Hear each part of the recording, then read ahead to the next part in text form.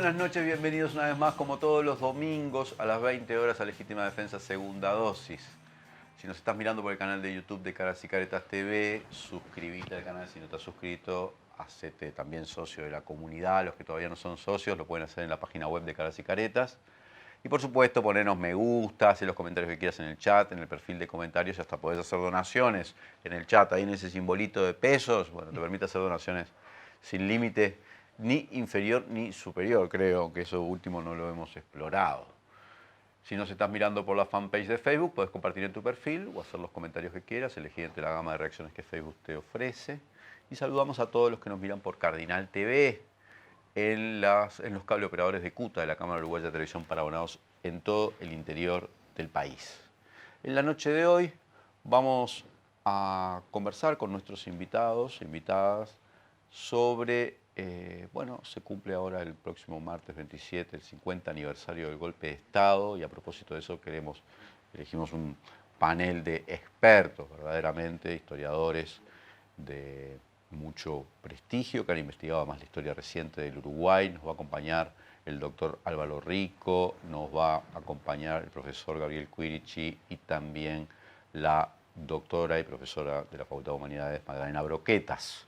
Con ellos vamos a conversar a propósito de esta fecha, de esta efeméride, y tratamos de echar un poquito de luz en estos 50 aniversarios de que comenzara esa larga noche en el Uruguay, sobre sus antecedentes, cómo se gestó este golpe de Estado, cómo se fue desarrollando y bueno, lo que podamos sacar para la discusión, para la polémica, para el intercambio, transcurrido todos estos años que dejó en nuestro país. Así que vamos a la introducción y enseguida conversamos con nuestros invitados.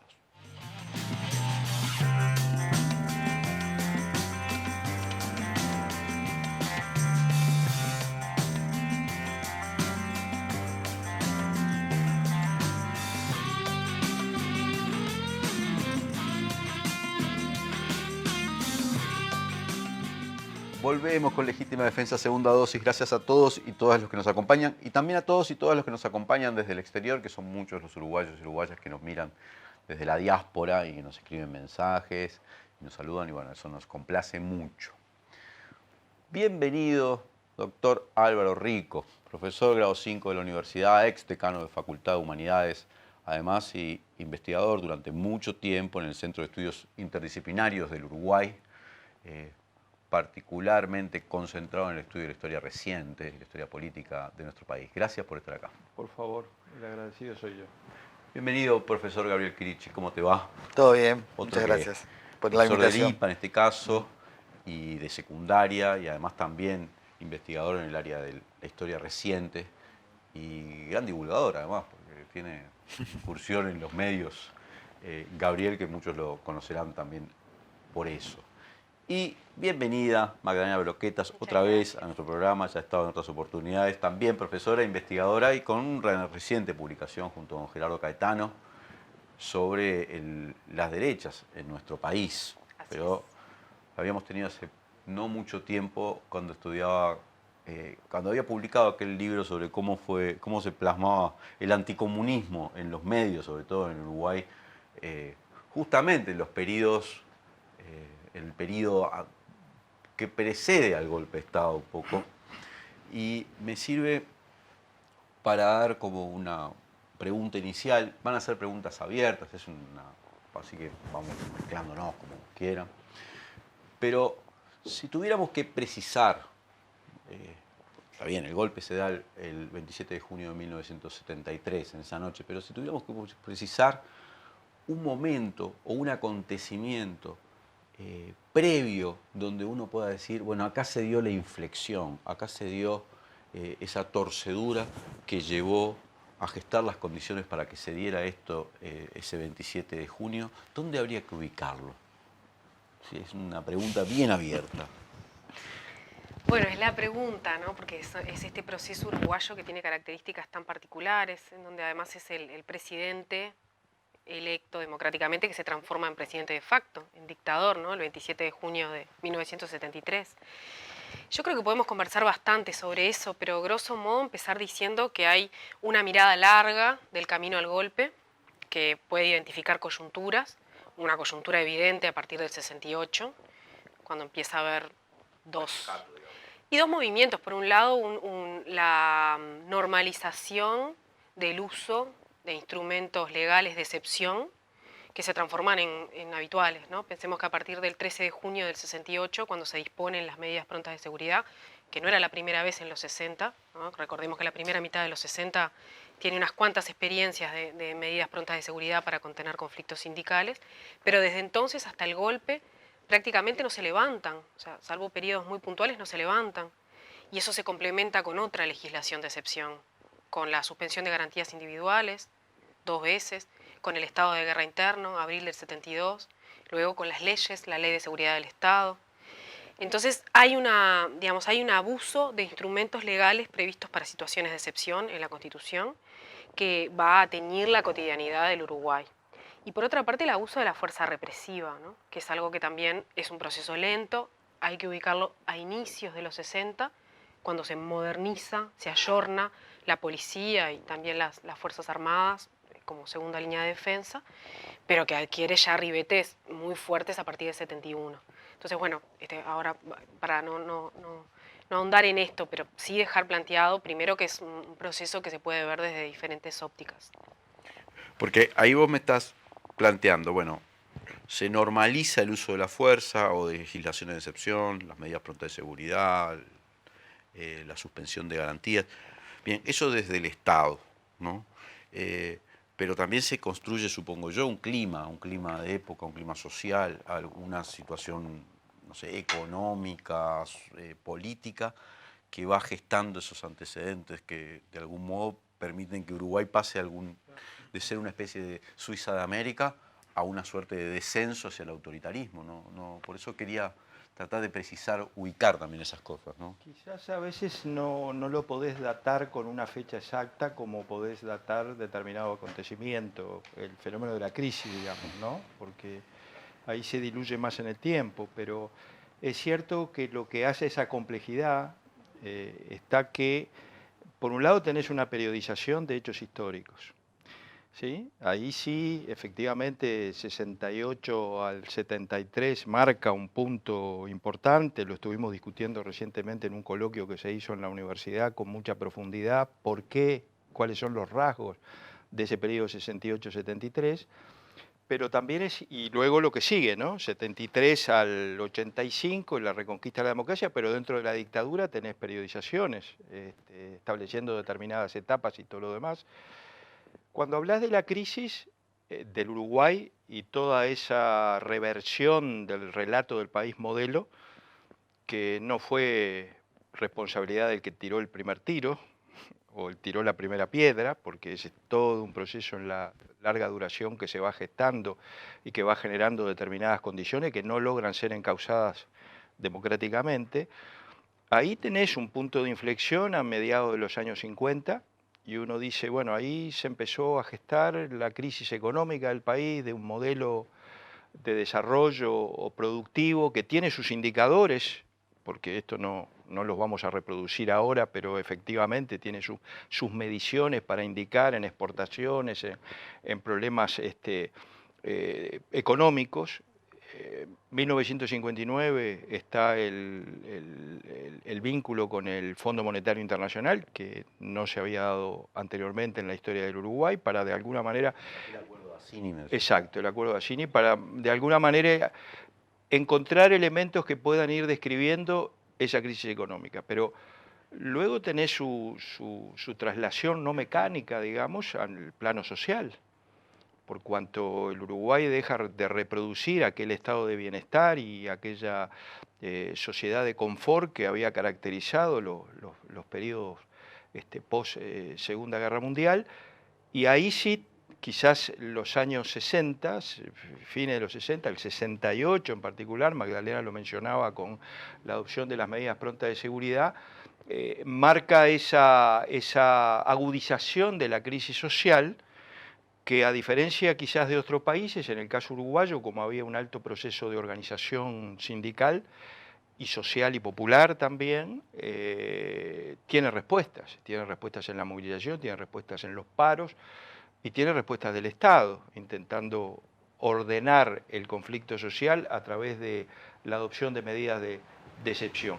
Y para mí, 1971, para poner una fecha como tú decías, por supuesto está la del 72, pero el 71 es porque se encomienda a las Fuerzas Armadas el combate de la lucha subversiva en todo el territorio nacional. Entonces hay una militarización del conflicto muy importante, un protagonismo y una autonomización de las Fuerzas Armadas ya declarado, que inicia a partir del 71 y concluye en el 73 la crisis institucional o a nivel institucional en el marco de una sociedad, de un régimen democrático y republicano y de un Estado de Derecho, porque ahí no estamos en dictadura.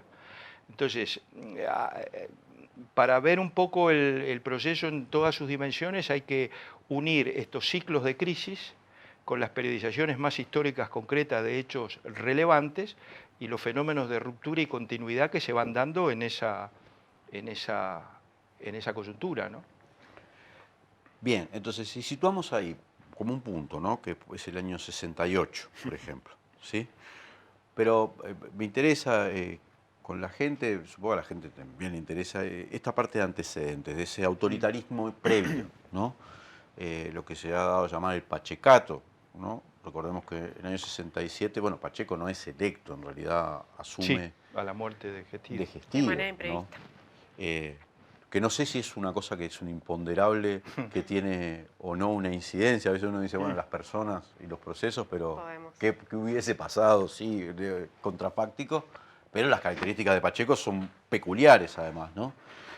Gabriel, ¿cómo describís esos años que van desde el 68, si se quiere, hasta el año 72, 73, ¿no? Esos 4 o 5 años, ese gobierno? Bueno, es un temazo, ¿no? Que, bueno, cada vez Digo porque, por ejemplo, hay más investigaciones que Gabriel, abren... solo una sí. cosa. Por ejemplo, Sanguinetti es de los que dice se perdió la tolerancia, y cuando se perdió la tolerancia, y trata de ubicar en el 60 y principio de los 60, 64, la formación del MLN, en fin, ubicar en la guerrilla, digamos, pero Sí. acá estamos ubicándolo de otra manera, estamos diciendo, bueno, veamos estos años. Bueno, lo que pasa que, viendo las investigaciones y lo que sigue surgiendo, como que 68, 73 se acelera la historia, se agudiza la crisis, comienzan a ser también más extremas las medidas represivas. 68 es liberarse, ¿no? Claro. Entonces, y es quizá de los primeros episodios también de notoriedad, porque el MLN, si bien existía, hasta el 68 no tenía una presencia en la agenda pública, que son los primeros secuestros, la militarización de los funcionarios. Entonces, 68 es como muy intenso, y además es el año, porque un poco enganchando con lo que decía Álvaro, ¿no? De mayor inflación registrada. Claro. O sea, como que la crisis, si bien fue en el 65, la crisis del transatlántico y todo, como que el costo de vida, bueno, también hay trabajos en demografía que muestran el grado de emigración económica que ya vivía el Uruguay.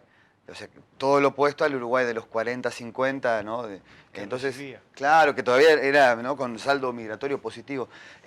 Y a mí me parece que hay algunos episodios, ¿no? Entre 68 y 73 que marcan como una continuidad de, sobre todo una vocación de mantener el orden y el ajuste económico por la vía autoritaria, que encuentran en Pacheco, quizá de forma hasta fortuita, un líder, porque Pacheco construyó un liderazgo, incluso esto lo ha trabajado mucho Paniza, ¿no? Un liderazgo a través de la televisión, de las cadenas de radio y televisión, de una imagen distante y de un poder que igual tenía llegada popular también, y se han manejado muchas cosas, ¿no? Pero para mí, la autorización de la reelección es un hito que hay que incorporar en la agenda, porque no es un episodio que agrave nada políticamente, pero consolidó por parte del poder electoral legítimo una trampa en la campaña electoral de que la solución fuera Pacheco, ¿no? Porque, bueno, el Partido Colorado no tenía un candidato fuerte.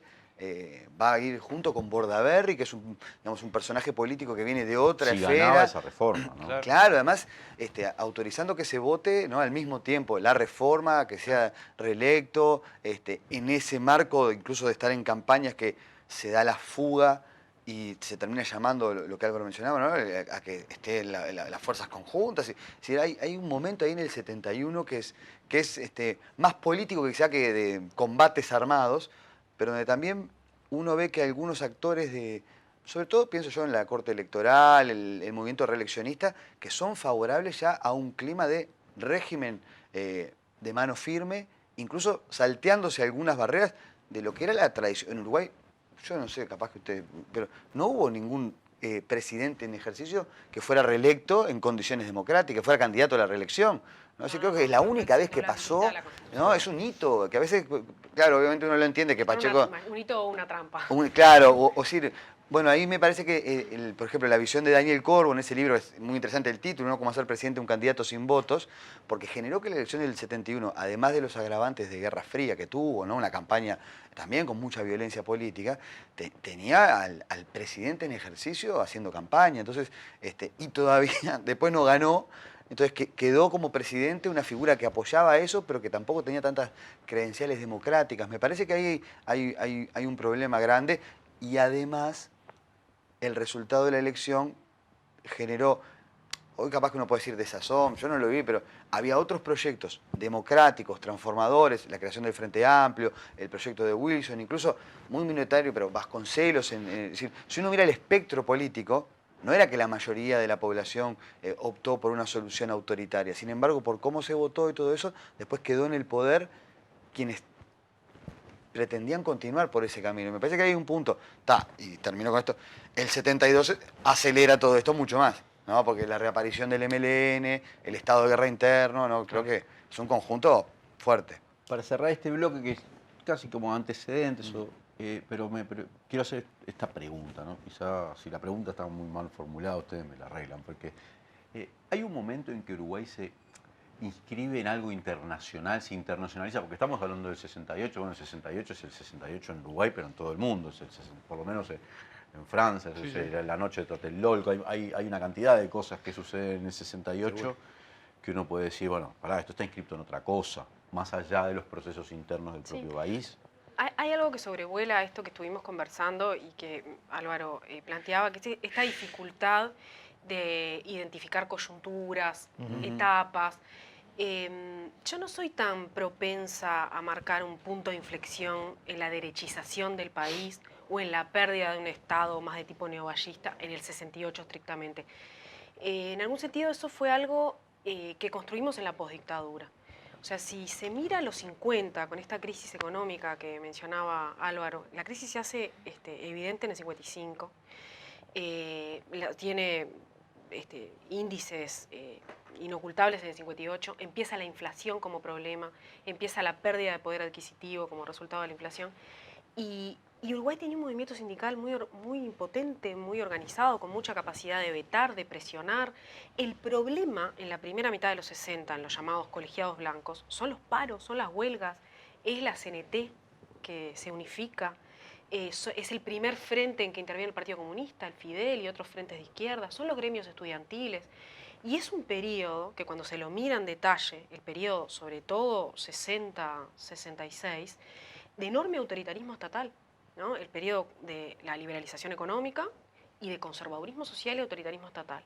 Y esto se inscribe en esta preocupación que vos planteás. O sea, cuando decimos que Uruguay está en la Guerra Fría y en el momento de radicalización de los conflictos de la Guerra Fría, no es un telón. Está internalizando esta idea. La derecha política y las fuerzas de seguridad, ¿no? Están internalizando una idea que es común a la derecha del continente, a la derecha hemisférica y a la fuerza de seguridad del continente, que es la idea del enemigo interno, ¿no?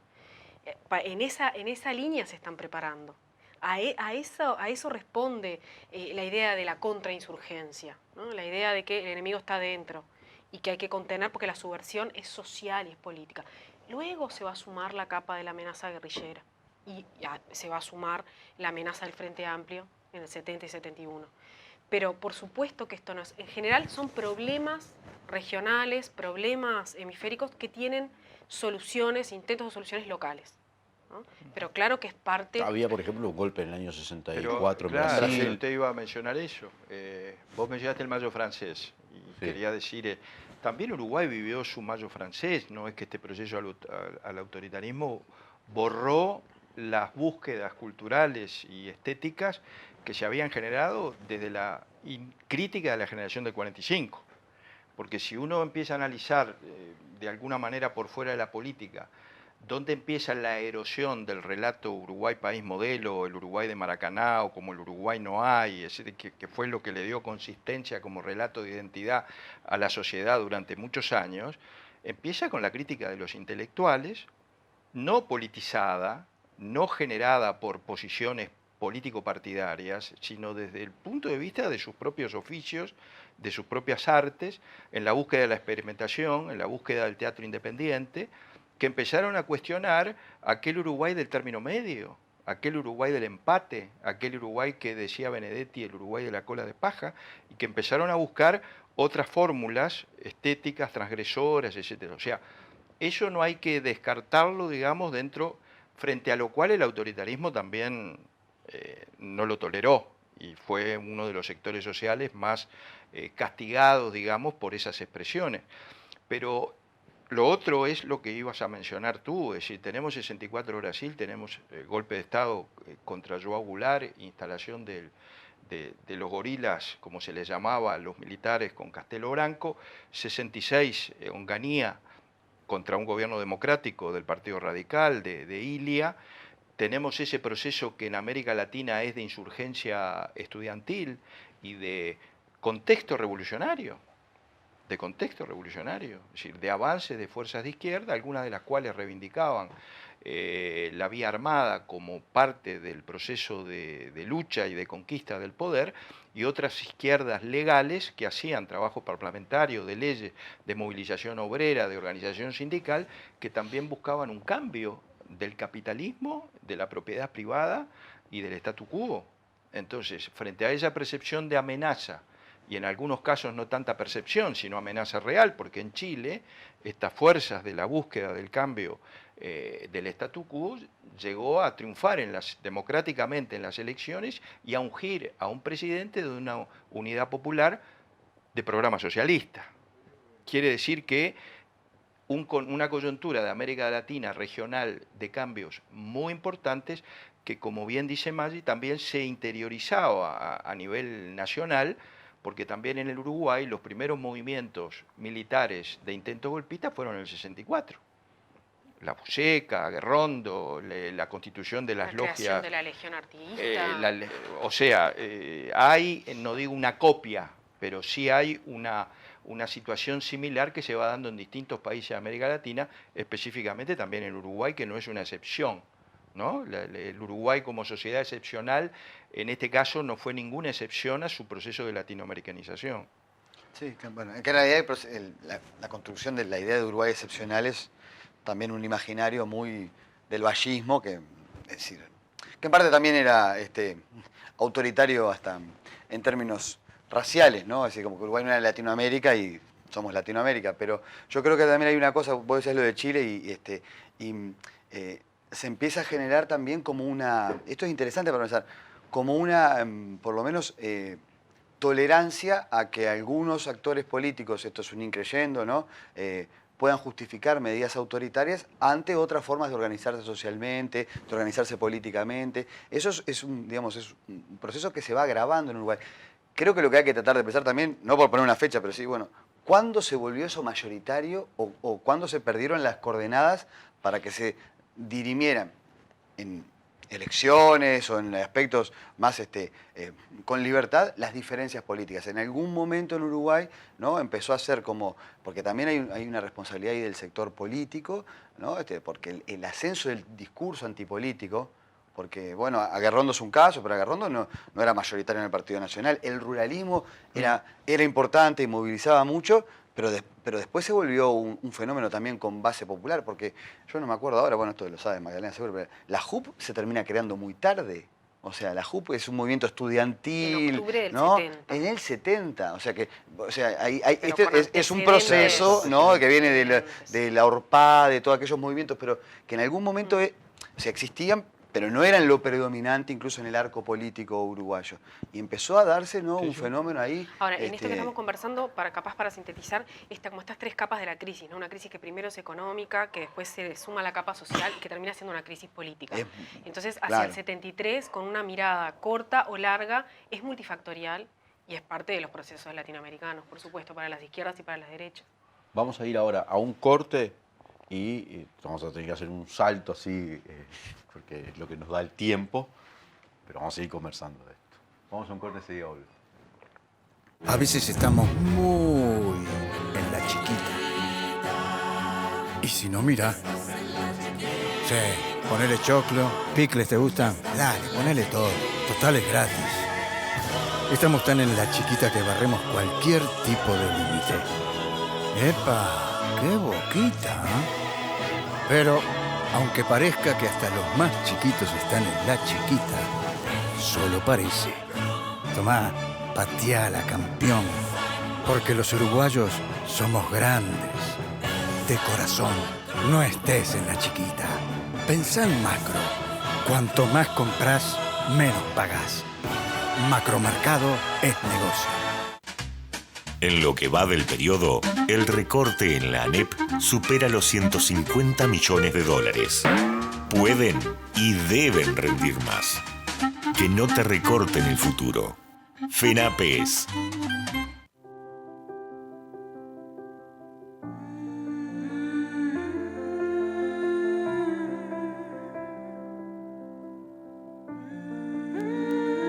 Vos agradecés contar con el mejor equipo médico. Nosotros te agradecemos por elegirnos, brindándote cada vez más atención humana, innovación y beneficios. Afiliate por el 1444 o en casmu.com.uy. Casmu, estamos para cuidarte.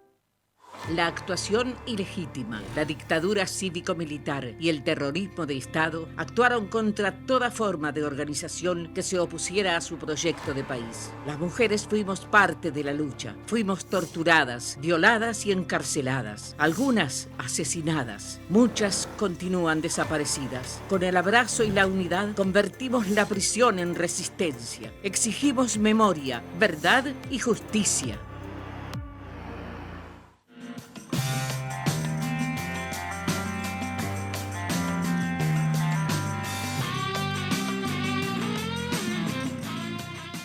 Con Legítima Defensa Segunda Dosis, gracias a todos y todas los que nos acompañan.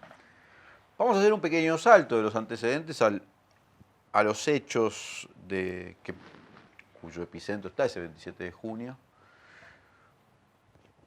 Pero antes mencionar, en algún momento la muerte empezó a jugar un papel en el Uruguay porque al atentado, ya sea Soledad Barret en los años 60, poniéndole la esvástica, o el asesinato de Liberarse o de los mártires estudiantiles en general, yo sé, en el año mismo 68, creo que Hugo Los Santos, no me acuerdo si fue septiembre, bueno, en fin, Susana Pintos, otros, ¿no? Eso empezó a jugar un papel acá, a los escuadrones de la muerte, en el año, por ejemplo, 72, o Heber Nieto en el 71, quiero decir, empezó a jugar un papel, que antes creo que no tenía, ¿no?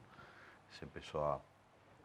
Pero bueno, vamos a tratar de ir al golpe y quizá lo conviene empezar con el año 72 y el estado de guerra interno, o los acontecimientos, digamos, más cortitos en la historia, en eso que va del 72 a ese 27 de junio. Sí, no, igual levantaste muchos centros, ¿no? Tiro porque me parece que había que hacer mención muchas cosas interesantes, porque en realidad estás planteando algo que quizás tenemos menos conversado y que la investigación histórica ha abordado y ha aportado evidencia y tiene que ser más integrado al relato sobre los antecedentes de los 60, al golpe. Hablaste de la violencia terrorista de la derecha y en la primera mitad de los 60, ¿no? Porque hablabas de lo de Soledad Barret, que fue un hecho puntual, pero en realidad hemos identificado, ¿no?, grupos de extrema derecha que tienen connivencia con la policía, que marcan, que secuestran, pero que también ponen bombas en los clubes del Partido Comunista, del MRO, que hacen distintos tipos de atentados, muy imbricados con el antisemitismo. Y estamos empezando a identificar una conexión, no son los mismos, no es lo mismo, pero no hay un corte abrupto con la violencia paraestatal y paramilitar de los escuadrones que arrancan en el 70 y se incrementa muchísimo en el 71 y en el 72 llega a niveles muy altos. Entonces, me parece que dijiste otra cosa muy importante, que es, bueno, la muerte aparece como tema en un Uruguay con una densidad de población baja, de clases medias, muy citadino. No habían muerto estudiantes en conflictos. Bueno, con está la ese cartel, policía ¿no? antes, Silencio, ha muerto Ha un muerto estudiante, ¿no? Y es liberarse y enseguida es Hugo de los Santos, Susana Sí, sí. Pinto. Y después, bueno, Nieto y Kluber y otros, ¿no? Recalde, muertos en conflictos sindicales. Y el tema de la tortura, ¿no? Que para Uruguay también fue una cosa muy impactante. Durante la tortura no es nueva, hay un tema que tiene que ver con el maltrato policial que la podríamos llevar a todo el siglo XX, pero esta cuestión de la tortura masiva, si miramos El Popular, que era uno de los diarios que denunciaba, desde el 68, prácticamente no es que no hay semana, no hay día en donde no hay denuncia de torturas de sindicalistas, de militantes de izquierda en manos de la policía. Y a partir del 71, como decía Álvaro, empieza a torturar el ejército, empiezan a torturar las Fuerzas Armadas y ahí es más masiva. Entonces digo, son temas que me parece que por más que tenemos esa avidez por ir al golpe, está muy bien que lo hayas planteado, porque no podemos dejar de ponerlo sobre la mesa como cosas muy grandes que estaban pasando a nivel social en Uruguay, en lo que la gente leía en los diarios, no solo los que lo padecían, lo que se escuchaba, lo que se veía. Ahí Sí, es como un tránsito de cuerpos, muertes, desaparición. Es decir, cuando la represión trabaja sobre los cuerpos y las marcas, como lo de Soledad u otras, y cuando eso no, como señales, ¿no? La marcan los cuerpos como señal, como ejemplo, para que los otros vean qué puede pasar, y cuando eso pasa ya a la muerte de la persona, el asesinato por razones políticas, y de hecho la muerte se transforma en un objeto de la política. Ese es un salto muy grande en toda relación y social. tolerado por lo menos por una parte de la población importante, ¿no? Tolerado porque después vienen las justificaciones, vienen los amparos legales, viene digamos, la conversión del otro en enemigo. Y entonces ahí entran a jugar otras valoraciones que no son simplemente tu relación natural con la muerte de una persona. Entra a politizarse la interpretación sobre la muerte de una persona y en todo caso a dejar de ser la muerte de una persona para transformarse en la del subversivo, en la del delincuente, en el de transgresor, en el de otro, en un extraño que no es parte de tu comunidad, ni siquiera es un ser humano. Y cuando eso también deja en un momento de ser suficiente. Ya no era suficiente la muerte, incluso en algunos casos del Escuadrón de la Muerte, el ir después de la muerte, porque después de la muerte se marcaba los cuerpos, se los mutilaba, o sea que no alcanzaba la muerte como castigo del Estado y se iba más allá después de la muerte. Y después viene el fenómeno de la desaparición forzada, que también de alguna manera, creo que era Hannah Arendt lo que le decía, es una demostración de la insuficiencia del asesinato político como el máximo castigo en las relaciones políticas. No alcanza a matar a una persona por razones políticas, que tenés que desaparecerlo de la faz de la tierra como si no hubiera existido como castigo. Entonces, también se puede hacer una cronología por estos cambios que se van procesando, que también entra dentro de las periodizaciones históricas o de los ciclos de crisis económicas y todo lo demás, pero que ilustran otras dimensiones, quizás más subjetivas, más desde el punto de vista de la consideración de los otros, más desde el punto de vista de la enemistad entre los uruguayos, que es otra categorización, porque también para poder hacer un terrorismo de Estado vos tenés que odiar al otro. Entonces, ¿cómo se construye el odio en la sociedad uruguaya, de aquella sociedad tolerante y de cercanías a la sociedad de la enemistad y del odio al enemigo interno? Bueno, ese tránsito implica otras lógicas de análisis que son coincidentes o dialogantes con el otro análisis que estábamos haciendo, más historiográfico, más de fecha. Claro, porque a mí ese tipo de fenómenos que tiene que ver con cosas que empiezan a tolerarse o a pasar en la sociedad, más allá de las medidas políticas, por ejemplo, la quema de Tata Vizcacha, de Bocha Benavides, yo qué sé, fue muchos años antes del golpe, ¿no? Allá en Tacuarembó, ¿no? Hay que ir y quemarle un libro, y son fenómenos que sucedieron, ¿no? Por eso quería como mencionar, en algún momento Está eso bien. se introdujo en la sociedad, o entró Yo creo a que operar, ¿no?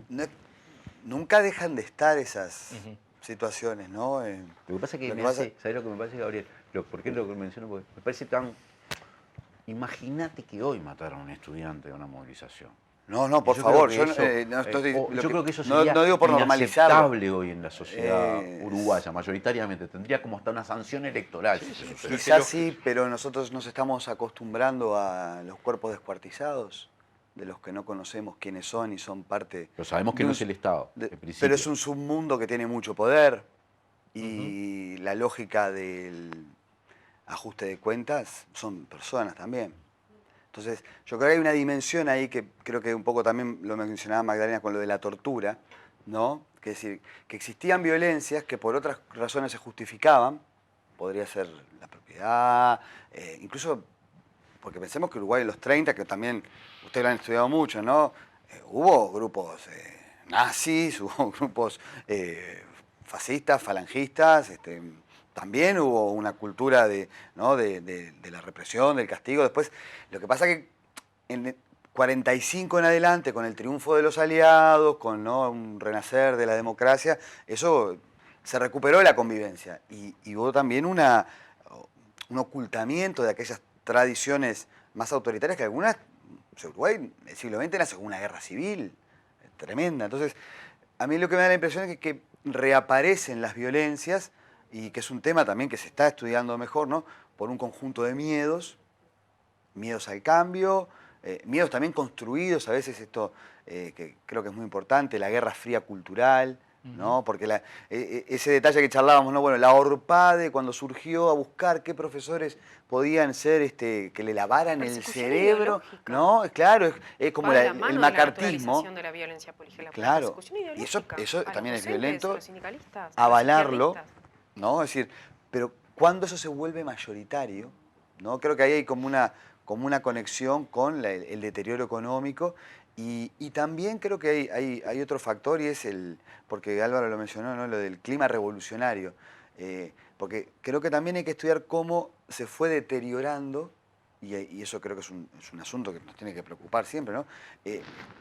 El sistema democrático y las convicciones, es decir, porque toda la discusión sobre la democracia burguesa y el fin del capitalismo también terminó avalando que uno podía decir, bueno, la opción ante la violencia represiva es, bueno, hay un testimonio que para mí es muy fuerte de Huidobro, todos lo conocemos, pero que dice, literalmente, ¿no? Pacheco fue el mayor fabricante de tupamaros, ¿no? Porque ese contexto de mayor represión y, bueno, mucha gente incluso muy Los joven, tupamaros de ¿no? pachequistas. Claro, no, Eso pero le agregamos nosotros. claro, bueno, también, pues, y ese contexto internacional de transmitir que, bueno, había una amenaza, yo creo que, porque no solo la amenaza revolucionaria y guerrillera, la amenaza al cambio económico, o, bueno, lo que ustedes también han trabajado mucho con lo del anticomunismo en imagen, ¿no? Usar el anticomunismo como una amalgama donde cualquier cosa era comunista, en fin de justificar una seguridad supuestamente amenazada, que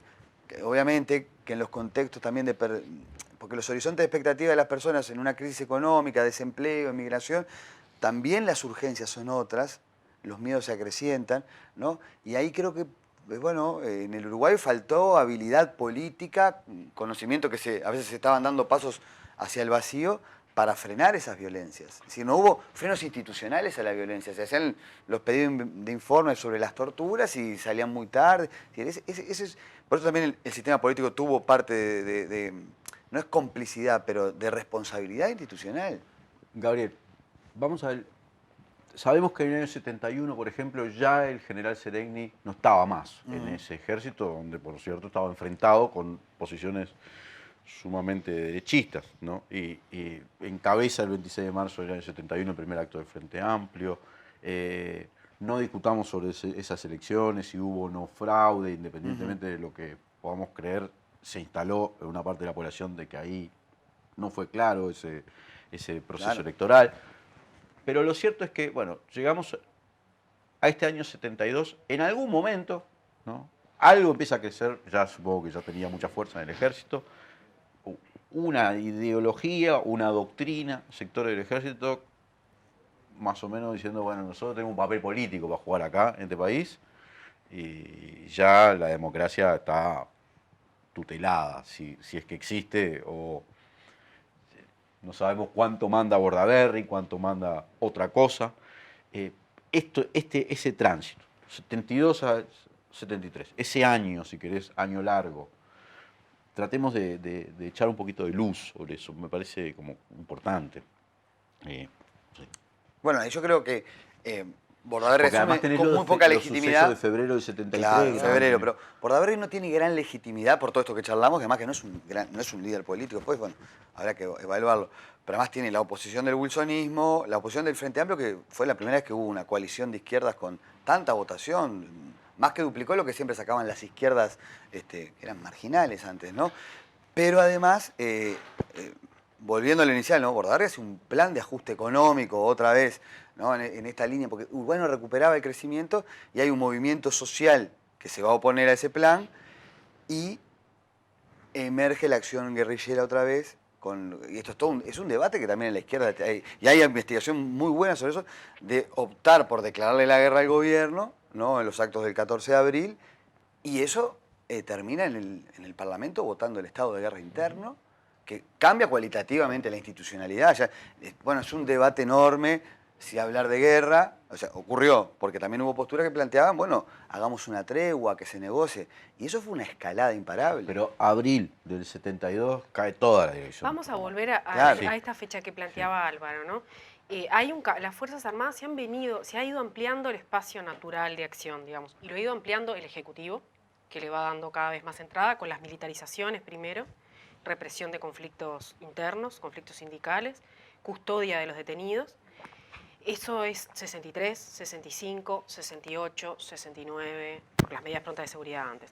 Y 71, ¿no? Este momento de, bueno, tienen el comando de la lucha antisubversiva, ¿no? Se forma el Estado Mayor Conjunto, la Junta de Comandantes en Jefe, y son muy eficaces. En 7 meses van a reconocer, y el gobierno lo va a reconocer también, que han erradicado militarmente a las organizaciones armadas. Y desde agosto o septiembre no va a haber acciones armadas. Pero en agosto o septiembre es cuando las Fuerzas Armadas dan un paso más y dicen, bueno, no, un momento, nosotros fuimos llamadas, tenemos algo que hacer en la conducción del país a nivel de la lucha antisubversiva, nos quedaremos porque está latente en el frente de masas, ¿no? Hay sedición, pero además han incorporado la doctrina de la seguridad nacional. ¿En qué año estás? En agosto del 72. En el 72. Sí. La han incorporado y tienen la idea de que tienen que intervenir en el acontecer, en la economía, No en la volver a los política. cuarteles. No volver a los cuarteles. Porque ahí podrían haber dicho, ¿no? nosotros ganamos la Sí, guerra. sí, sí. Ya está. Pero es que la guerra continúa, porque la doctrina de la seguridad nacional es la doctrina de la guerra permanente. Allí entonces es febrero, pero como conversábamos el otro día, es antes octubre. No, ¿no? pero esta es Primero- una discusión hoy todavía, Magdalena. Por lo menos hay sectores de la sociedad, sectores políticos importantes que dicen, porque vos le decís, no, ya estaba derrotada la guerrilla en el año 72. El golpe fue en el 73. Pero eso es una discusión a nivel social, a nivel historiográfico no hay duda No hay duda de qué. de que no hay acciones armadas después. O sea que de no se la agosto, puede utilizar septiembre. como justificación de ese golpe. Bajo. Sí. Es que no. Desde el punto de vista de los hechos, no hay acciones como no las hubo durante toda la dictadura. Porque también es eso, ¿no? La justificación de un régimen ya autoritario y en cierto rasgo totalitario por un peligro armado. No lo hubo. No hay un solo muerto de las fuerzas de seguridad durante 12 años de dictadura por ninguna acción intencional encausada por represalia o por venganza o por acción de fuerzas No de hay izquierda. contraofensiva, no hay No. No nada. hay, y sin embargo la dictadura duró 12 años y no se iban si no hubieran sucedido los hechos del 80, el plebiscito, etcétera, etcétera, y si no hubieran sido derrotados política y socialmente. Lo que pasa es que ahí Magdalena también decía una cuestión interesante, en la concepción de la doctrina de la seguridad nacional o de la guerra interna, no basta solo neutralizar al enemigo, sino que hay que derrotarle la predisposición a pelear. ¿Me explico? Es decir, no basta solo con derrotarlo militarmente, sino que hay que derrotarle la voluntad de resistir.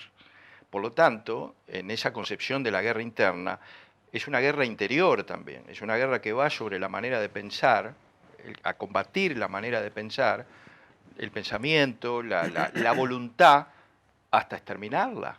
Por eso todo el sistema carcelario también, cuando tiene detenida a la persona, no implica que esa persona, aún presa, no tenga voluntad de rebelarse o de oponerse a situaciones arbitrarias que se puedan generar adentro de su pérdida de libertad. Entonces lo que hay que exterminar es su voluntad de guerrear, su aspiración a cambiar la situación. Por lo tanto, esa guerra interna bajo esa concepción es interminable. Esa doctrina, adoptada por el ejército, donde ellos además consideran que tienen un papel que excede ya, que puede ser además sin para el desarrollo Seguridad también, un papel para el desarrollo. Es una doctrina, adopción interna de nuestro ejército. ¿Qué papel juega, por ejemplo, la embajada en esto? Te pregunto, porque la doctrina de seguridad nacional, la Escuela de las Américas, es una política de Estados Unidos en su momento, ¿no? Sí, sí. Entonces te pregunto porque quiero, a ver, echémoslo, ¿no? Era parte de la educación de las fuerzas policiales y militares. Por ejemplo, era bien mirado desde los Estados Unidos, pero te pregunto. Sí, claro que sí. Pero eso fue un poco la doctrina que imperó en América Latina para revertir los avances que había en los procesos revolucionarios o progresistas como parte de la educación y la Escuela de las Américas y Panamá y para las fuerzas policiales. Por ahí empezaron, en eso Clara Aldrigui tiene investigaciones muy importantes en ese sentido. Y luego militares. Entonces, eso hegemonizó un pensamiento, una... Además, en el caso uruguayo, ¿qué guerra tenían las Fuerzas Armadas? ¿Por qué tienen que remitirse siempre al héroe nacional Artigas? Y no pueden rescatar en el siglo XX ninguna actitud heroica de integrante de las Fuerzas Armadas, y pues, salvo que vayan a rescatar a la Reborges y su proeza en el avión, no tienen. Entonces, unas Fuerzas Armadas sin guerra, sin combate, sin héroes, sin prototipos ejemplares en los cuales reproducir la identidad de la institución, es una cosa muy secundaria, ¿no? Entonces, el pretexto, el argumento, la educación en la guerra interna los convirtió en protagonistas también de una épica militar, ¿sí? Con sus estrategias, con sus tácticas, con su peligro, con su capacidad de matar al otro. En ese sentido, claro, lo que no pueden hacer luego en democracia es educar en ese ejemplo, ¿no? Es una de las grandes contradicciones que la épica militar de haber derrotado a la subversión no tiene continuidad. Porque ¿en qué plan de estudios vos vas a incorporar la actuación de las Fuerzas Armadas bajo la dictadura, torturando, encarcelando? ¿No es cierto? Es una épica que no se puede reproducir, que simplemente sirve para cohesionar los núcleos interiores. Entonces, pero eso estuvo presente en el contexto latinoamericano, en las formas de injerencia de las embajadas, del Canal de Panamá, de la educación militar y policial. Fue esa la doctrina que prosperó, sin dejar de seguir estudiando que esa doctrina de la seguridad nacional no sustituye una concepción más global, más compleja, que viene de otra parte, que es la concepción anticomunista. Y con esto no quiero decir que sea solo una concepción a aplicar con los comunistas. El anticomunismo fue una concepción también totalizadora para poder identificar cualquier expresión, acción y persona que pudiera ser catalogada como tal. Antes de culminar este bloque, mencionemos, digamos algo, que de febrero del año 73. No, bueno, pero... No, digamos algo de febrero del 73 es para... No, bueno, es que está bien, está bien. Nos quedamos en octubre. Claro. En octubre del 72 hay una insubordinación Por eso te puedo tener un bloque por menos. Claro, Vamos tenemos que rápido. Pero en octubre del 72 hay una insubordinación militar. El estado de guerra interno, Y la ley de abril seguridad, del 72, la ley de seguridad la del ley Estado. de seguridad del Estado, julio del 72, que han cambiado mucho el funcionamiento. Pero ¿qué es lo esencial? No hay más poder judicial, no hay justicia ordinaria. Los detenidos están a disposición de la justicia militar. ¿No? Que no es justicia, es un código de leyes para regir la vida de los cuarteles. No tiene imparcialidad. Entonces, cuando hay ahí una contienda, hay 4 detenidos, 4 médicos que han estado muy torturados. El ministro de Defensa, en ese momento Leñani, dispone su liberación, por lo tanto el Poder Ejecutivo dispone su liberación, y las Fuerzas Armadas dicen que no lo van a liberar. Y ahí hay una crisis institucional tremenda en octubre. Renuncia el ministro, hay una crisis en el gabinete, pide pase a retiro el comandante en jefe del ejército, luego inmediatamente detienen a Jorge Valle, ¿no? la famosa prisión de Jorge Valle, y ya ahí se escucha lo mismo que en febrero, se dice, bueno, va a haber elecciones anticipadas, se habla de que va a haber por sistema de balotaje, de que, bueno, que Bordaberry saldría, y aparece esta figura de Vasconcellos, que es tan importante en febrero, ¿no? Que empieza a denunciar que hay un plan político de las Fuerzas Armadas de avanzada sobre el sistema, que, bueno, que ya se ha derrotado a la subversión, que vuelvan a sus funciones, y le responden en enero, le dicen que no van a volver. En el medio de que responden se está votando otra ley tremenda para el periodo, que es la Ley General de Educación. La educación está intervenida desde 1970, y ahí un paso más. Y cuando llega febrero tenemos otro momento de la insubordinación militar, mucho más estridente, porque además hay un acuartelamiento de tropas, hay una amenaza visible de guerra, pero se insubordina el ejército con la compañía de la Fuerza Aérea, y en principio, luego se pliega, pero en principio resiste la Marina, ¿no? La Armada. Y allí Bordaberry pierde esa contienda, o sea, finalmente se integra al cogobierno civil-militar que se instaura en el Consejo de Seguridad Nacional. La Embajada de Estados Unidos dice, finalmente, felizmente, se ha dado un golpe de Estado suave, un golpe soft, dice, y finalmente se ha formado un cogobierno civil-militar que va a poder tomar las decisiones impopulares que hay que tomar, que tienen que ver con el ajuste económico. Las decisiones impopulares que hay que tomar tienen que ver con un programa de ajuste neoliberal, llamémosle H. Pero hay un comunicado, por ejemplo, el comunicado 4, ¿no? Está, pero yo creo que... Hay 2, el 4 y el 4 y el 7 después. Bien, el 7 después. pero el 4 es un programa que... Yo trato de situarme en... No, es que las Fuerzas Armadas tienen Uno su puede interna. mirar ese programa y decir, Tienen una interna también. ¿no? Compro. ¿O no? Sí.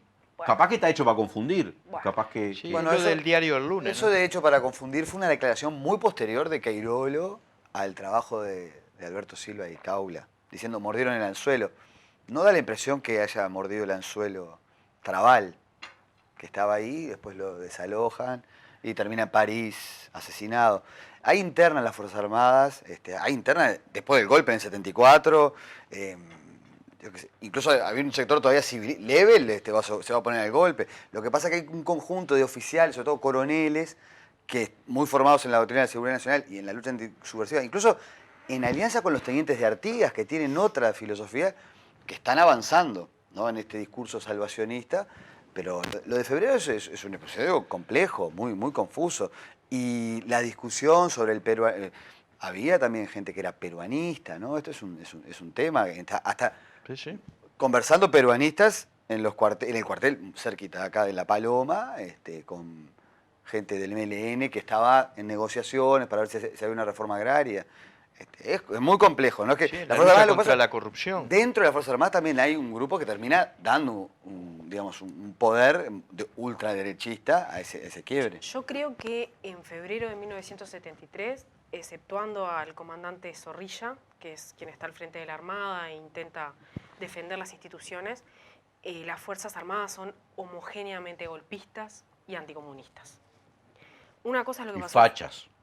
Golpistas, anticomunistas, antiizquierdistas, y no hay verdaderamente ningún sector de las Fuerzas Armadas que se identifique con el modelo peruanista que está De Velasco aludiendo Alvarado. a la revolución, al proceso Claro. de Velasco Alvarado, una revolución nacionalista que hizo expropiación de tierras, que nacionalizó.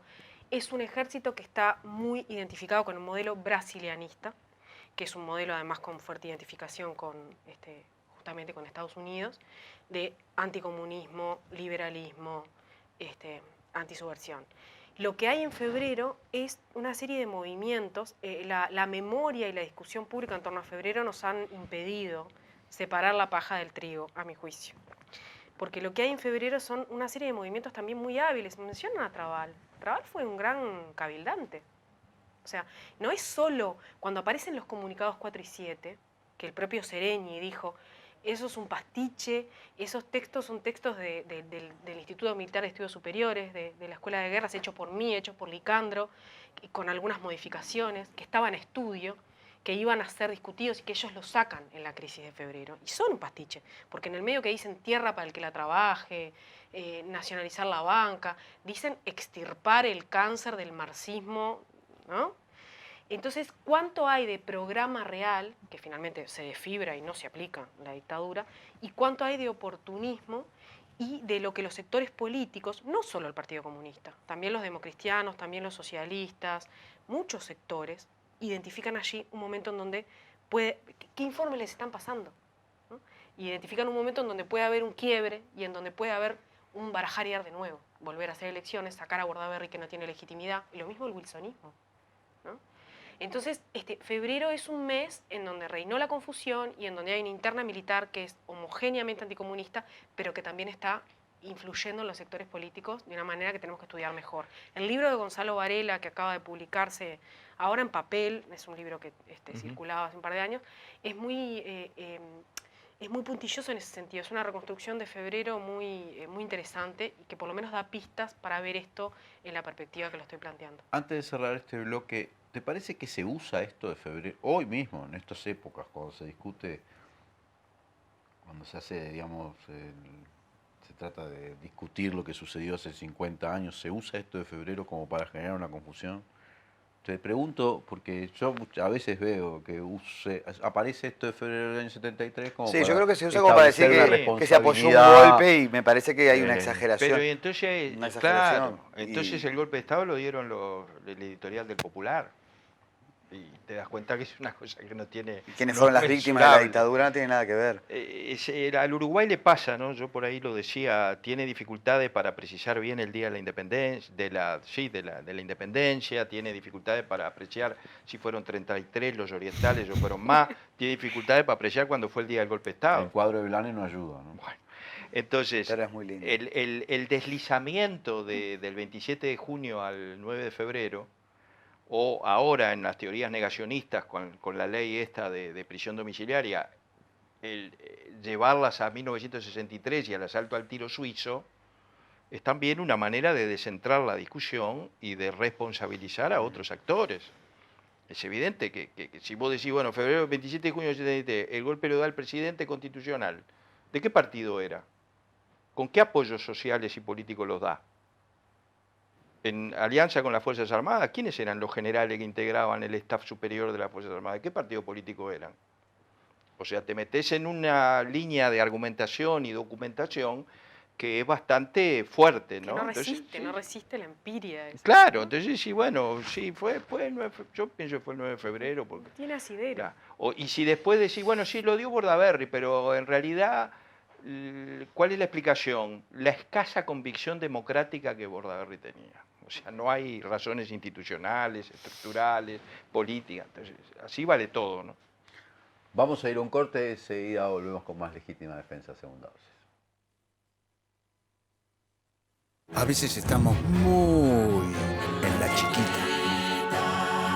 Y si no, mira. Sí, ponele choclo, picles, ¿te gustan? Dale, ponele todo. Total es gratis.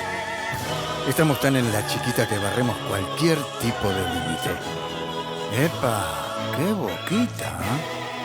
Pero, aunque parezca que hasta los más chiquitos están en la chiquita, solo parece. Tomá, pateala, campeón. Porque los uruguayos somos grandes. De corazón, no estés en la chiquita. Pensá en macro. Cuanto más comprás, menos pagás.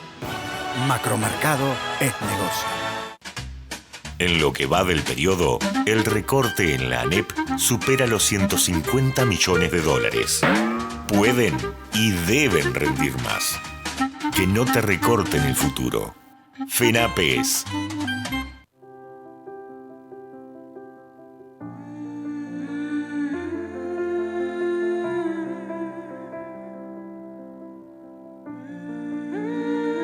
Vos agradecés contar con el mejor equipo médico.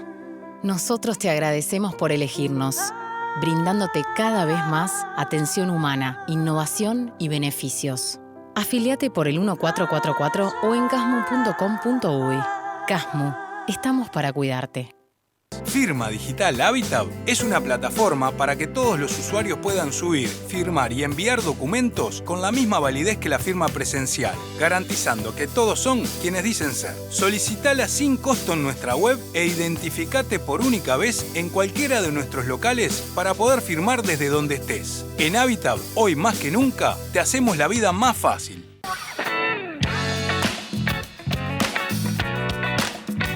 No se pierdan Último Bondi, una producción del colectivo Más Igualdad. Último Bondi. Míralo por Caras y Caretas TV. Si cada tanto te morís de espanto y casi miras como distinguido, si cada tanto acunas...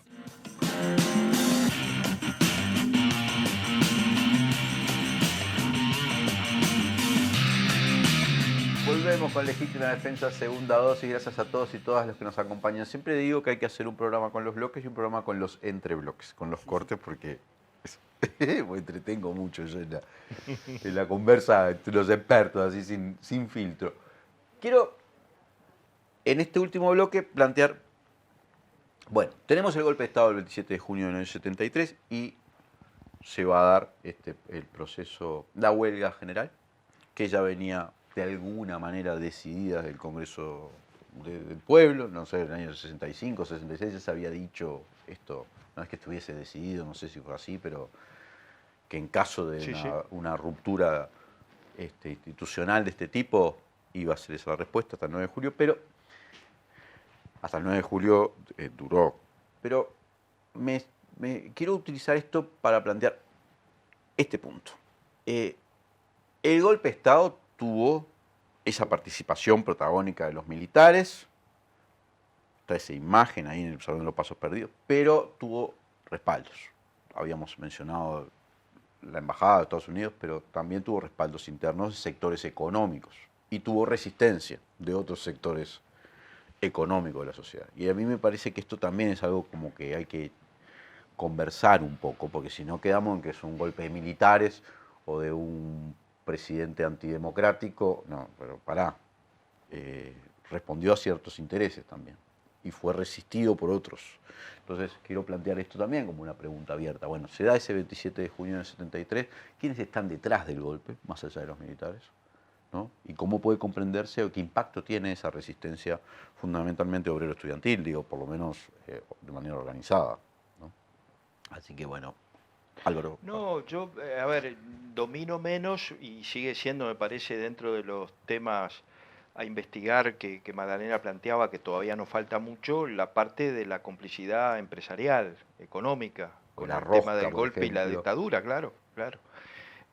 Pero se podrán referir ustedes quizá con más propiedad. Yo te iba a decir que en realidad no entra dentro de la categoría, por lo menos en algunos estudios de nosotros, de golpe de Estado exclusivamente militar, como fue en otros ejemplos de América Latina y ni que hablar de Centroamérica, ¿no? Es un golpe civil militar. Y eso no es, eso caracteriza la naturaleza no solamente del golpe, sino después del régimen. El régimen es civil militar, la impunidad es civil militar. O sea, hay un continuo de muchos años y de muchos acontecimientos históricos, independientemente de los regímenes políticos, ¿no? En democracia, en el periodo de crisis de la democracia, en el golpe, en la dictadura y en la democracia reconquistada, que te muestra un bloque de fuerzas homogénea, conservadora, o liberal y liberal conservadora, que es el que alinea, digamos, en torno a esta situación. El golpe fue civil-militar y la dictadura fue civil-militar. Ese fue el bloque de poder. Y ahí tenés, los civiles son políticos, porque ahí también hubo una división de trabajo, los militares asegurando el orden interno y la represión a la población, asumiendo algunas actividades de gobierno que la tenían en las intendencias mucho, y los políticos, ¿quién hacía funcionar la máquina burocrática política del Estado, administrativa? Los políticos, los que tenían experiencia, los que eran burócratas del Estado, y esos eran casi todos de los partidos políticos. Un solo intendente, Amaral, renunció cuando el golpe de Estado del Partido Nacional, en Rocha, el resto se quedó.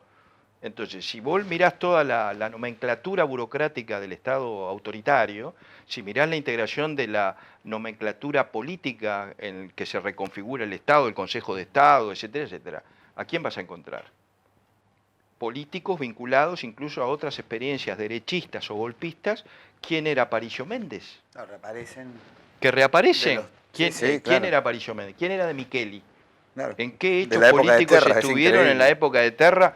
Y son, de nuevo, presidentes, civiles, políticos, dirigentes en su momento de los partidos tradicionales. En su momento, pero no. En su momento. No en ese No momento. eran protagónicos. No, hay ahí En- también, bueno, una parte menor del Partido Nacional, Echegoyen, y que va a presidir el Consejo de Estado, que apoya también.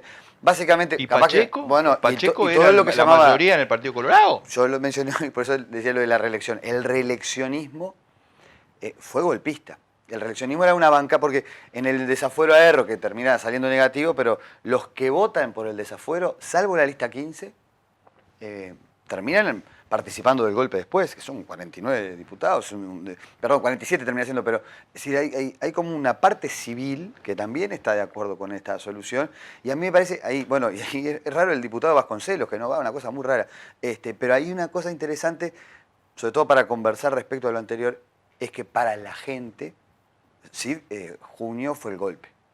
¿No? Un poco también tratando de reconstruir, porque lo de febrero, y podemos seguir discutiendo, habría que hacer uno sobre el peruanismo, ¿no? Pero es decir, lo de febrero fue una crisis más incluso hasta por el mes del año, ¿no? Y no estaba funcionando el Parlamento, y fue entre Bordaberry y los ministros, era una reedición de aquello de, capaz que con la renuncia de los de la 15, febrero lo grave fue el COSENA, pero ni siquiera la CNT quedó como diciendo, a ver, ¿qué hacemos ahora con esta nueva institucionalidad? A ver, ¿qué se puede? Sí, Ahora, sí. En junio, porque eso me parece que es lo que no hay que olvidar. Gabriel, ¿me perdonás un Sí, segundo? claro. Tanto cargar las tintas sobre los editoriales de los diarios, en febrero el Parlamento no se reunió. No, no. Imagínate vos si eso si sucediera algún desequilibrio que no va a Claro. pasar en este momento y uno dijera el Un desacato Parlamento militar así. Porque el clima que se... Bueno, no esto se es reunió. el acumulado que decíamos, ¿no? El clima acumulado, que los militares ya tenían mucha capacidad de presión, ¿no? Fue un fin de semana y se solucionó. Pero me parece que lo interesante es en junio, ¿no? Cómo también diferentes actores, vos preguntabas por los apoyos y creo que quedó bastante claro, pero rápidamente trataron de organizarse para resistir pacíficamente. Yo te pregunto ¿no? esto de Porque los y eso es apoyos en todo porque- el país, porque es cierto lo de los intendentes, yo comparto, pero también el régimen prohibió todas las juntas departamentales, que habían sido electas. creó las ¿no? locales. Entonces creó las juntas de vecinos que eran civiles, podemos llamarle acólitos a un régimen autoritario. Pero yo siempre cuento un ejemplo mínimo, pero la Junta de San José, de mayoría blanca, progresista, se llevan hasta la chapa de la Junta diciendo, nosotros fuimos electos en democracia, esto que está pasando, y van a hacer hasta actos en el Mación contra de Bordaberry, ¿no? Y empieza toda una movida de los sectores democráticos del Uruguay, pacífica, clandestina, muy perseguida, ¿no? Pero que desde el 27 de junio hasta el 9 de julio y después por otras vías, va a resistir mucho el golpe.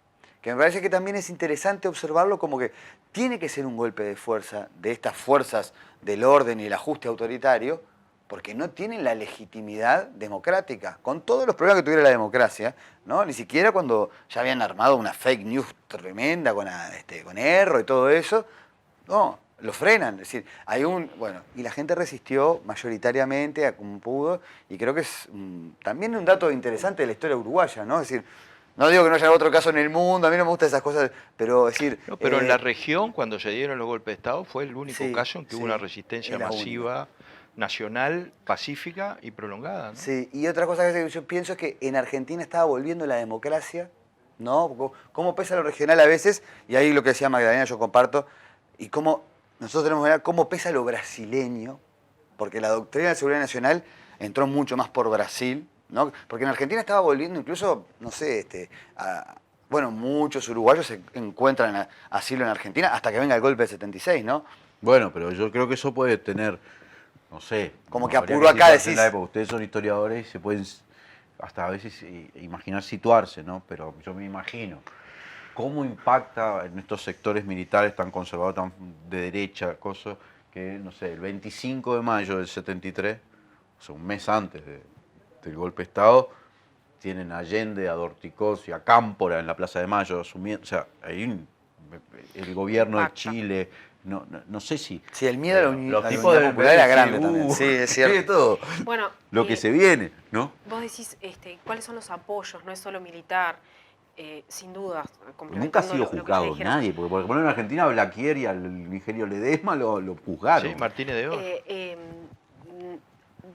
Acá, en definitiva, la pregunta sería qué pasó entre febrero y junio, ¿no? Porque, ¿por qué terminó siendo en junio? Sí. Porque, bueno, seguía funcionando el Parlamento. O sea, el Poder Ejecutivo era un cogobierno civil-militar, el Poder Judicial está hackeado, porque hay justicia militar, pero el Parlamento seguía funcionando. En teoría, seguían pudiendo denunciarse situaciones, empezarse. Ahora, ese Parlamento reacciona entre febrero y junio. Vota una vez la prórroga de suspensión de garantías individuales, pero cuando Bordaberry la vuelve a pedir, y esto es clave para las detenciones, para poder seguir dejando avanzar a la justicia militar, no se lo vota. Y ahí no se lo vota por primera vez la 15 y varios del herrerismo, porque la 15 en octubre no había ido a la oposición, solo se había ido del Claro, está gabinete. todo el caso de Paysandú, Después el ¿no? tema Con de el las intendente torturas, Garracino, ¿no? Garracino, Que por todos tanto lados. se habían denunciado las torturas y había habido una relativización por parte de la derecha política. Y cuando las torturas con lo de la lucha anticorrupción llega meten preso al intendente de Paysandú y a varios ediles y los torturan salvajemente, y hay que ver ahí acción denunciando las torturas y piden una comisión investigadora y no votan la prórroga de suspensión de garantías individuales, 1 de junio, ¿m? Y Bordaberry vuelve a implantar las medidas prontas de seguridad, y ya no era el pachequismo, ¿no? Entonces, digamos, no le ha salido una ley importantísima que necesitaba para garantizar un tipo de gobierno como si fueran las medidas permanentes, que es la Ley de Consolidación de la Paz. Entonces, el golpe... Perdóname, Magdalena, y también estaba en discusión la reglamentación sindical, Por eso, ¿no? el Que golpe, querían controlar a los sindicatos los y militares, el Parlamento no se lo iba a no votar son los probablemente. militares del 71 ni del 72, han crecido y se van diciendo que se sienten burlados, ¿no? Entonces, hay una presión sobre Bordaberry y hay una presión sobre la derecha política. Los militares tienen proyectos. Bordaberry duda mucho, pero acompaña, probablemente pensando en una solución del estilo de otras de la historia del Uruguay, un Consejo de Estado, una solución más breve. Él todavía no había sido tan explícito con su pensamiento político. En el echegoyenismo y el pachequismo, ¿no? Que son los sectores, los sostenes civiles de apoyo del régimen de la dictadura, le sirve a la anulación de las mayorías parlamentarias. ¿Son sectores mayoritarios en sus partidos? No, Echegoyen no, Pacheco pero sí. Pacheco sí. El Pacheco sí, pero el echegoyenismo justamente tiene una pugna con el wilsonismo, que El es el sector wilsonismo es el que mayoritario. mayoritario. Entonces, y después preguntabas por el capital financiero, por los empresarios. Bueno, Sí. allí tampoco es un frente homogéneo, pero hay un interés. En primer lugar, y es variado y no son todos lo mismo, pero en primer lugar, esto que dice Gabriel, o sea, se están manejando proyectos para contener los paros, reglamentación sindical, despolitizar los sindicatos, voto secreto, ¿no? Hay un interés porque realmente, como decíamos al inicio de esta charla, hay un movimiento sindical muy fuerte que está resistiendo a un modelo económico, ¿no? Entonces, bueno, hay también todo el proyecto que ahí sí hay una puja con los militares. Los militares hablan de nacionalismo, intervencionismo, y en realidad lo que hay es el plan de la OPP, que es sumamente liberal, el de Bención y Servino, que renuncian, pero el plan liberal se pone en marcha igual. Hay un interés. Entonces, no son estridentes como habían sido cuando las medidas prontas de seguridad, que sacan un aplauso a Pacheco, el 13 de junio del 68, todas las cámaras aplauden y dicen, bueno, finalmente quizás con esto podamos tener paz social, ¿no? No son tan estridentes, pero hay apoyos, hay sobre todo muy interés en todo lo que es la patronal bancaria, que es otro de los grandes actores sociales del periodo. Pensemos que la dictadura va a ser el capítulo de la bancarización sin controles, sí, la plaza financiera va a llegar a full. Entonces son cosas que estamos empezando a estudiar porque, bueno, como conversábamos, primero estudiamos lo más tremendo, que fue el aspecto represivo, lo que significó la dictadura para la sociedad en términos reales, en términos simbólicos. Después empezamos también a ver el frente militar, el frente político, y ahora empezamos a ver otros actores en donde está el empresariado, pero también sectores muy conservadores de la Iglesia Católica, movimientos sociales que estaban realmente diseminados. Hoy Gabriel hablaba de los padres demócratas. Bueno, hay grupos, hay pequeños grupos de extrema derecha que se han movilizado, que están en la enseñanza, que están a nivel sindical, que tienen interés en que haya un cambio. Entonces es una alianza golpista, una alianza civil-militar que apoya la decisión de Bordaberry de clausurar el Parlamento, clausurar las juntas, y allí se baraja y se da de nuevo. Hablemos en estos últimos minutos, Álvaro, de esa huelga general, de esa resistencia. No es capaz de derrotar el golpe, pero ¿fue suficiente como para que naciera Rengo el golpe? ¿Cuál es el impacto real, más allá del sacrificio, del heroísmo de la resistencia? Sí, yo creo que ahí se mezclaron en las motivaciones para resistir distintas percepciones o concepciones, pero yo quiero rescatar que fue un movimiento que a las 6 de la mañana del 27 de junio comenzó unánimemente y voluntariamente a hacerse realidad, más allá de las motivaciones. Si algunos iban a la huelga porque pensaban que se iba a convertir en una huelga insurreccional y iban a estar en condiciones de tomar el poder, o si otros iban a la huelga porque consideraban que podían en ello defender la democracia, ahí lo cierto es que independientemente de la concepción de cada uno, la respuesta fue a nivel nacional, porque en los departamentos en los cuales había mayor desarrollo productivo y fabril, también se respondió al unísono y dentro de la directiva de la Convención Nacional de Trabajadores, con una épica social que no está presente en otros ejemplos del continente, en la misma coyuntura de golpe de Estado e instalación de dictadura, que había sido la preocupación del movimiento obrero en el 64, cuando el golpe de Estado en Brasil, que no había habido resistencia obrera suficiente como para enfrentar la defensa de João Goulart, y se empezó entonces a decidir la respuesta con la huelga, con ocupación de los lugares de trabajo, y que transitó por situaciones muy difíciles, ¿no? Yo siempre remarco, porque quizás es lo que más me ha quedado, los momentos muy difíciles de vida que cada uno en esos 15 días enfrentó, de los hijos ocupando las fábricas chiquitos o los problemas de la familia en su casa y la rotación entre el esposo y la esposa para uno ocupar y el otro ir a la casa, y el fin de mes que no tenían los sueldos suficientes porque ya había pasado, era 27 de junio, el frío, siempre señalo que había prácticamente 0 grado en Montevideo y menos 0 grado en otros lugares del interior, para estar ocupando 24 horas galpones inmensos que eran los talleres y las fábricas de las grandes industrias. La comida, y aquella anécdota de la cría de palomas en Maroñas para poder alimentarse en la olla popular con las palomas que criaban y que después pasaban a hacer comida. El entramado social que desde las fábricas enclavadas también en barrios populares encontraron en el apoyo solidario del vecino, de los feriantes, la fruta, la verdura para la comida y para la olla popular, las volanteadas, las iglesias en esos barrios que sirvieron de protección a los huelguistas que eran desalojados y que encontraban refugio o que se reorganizaban en la casa parroquial y luego volvían a ocupar.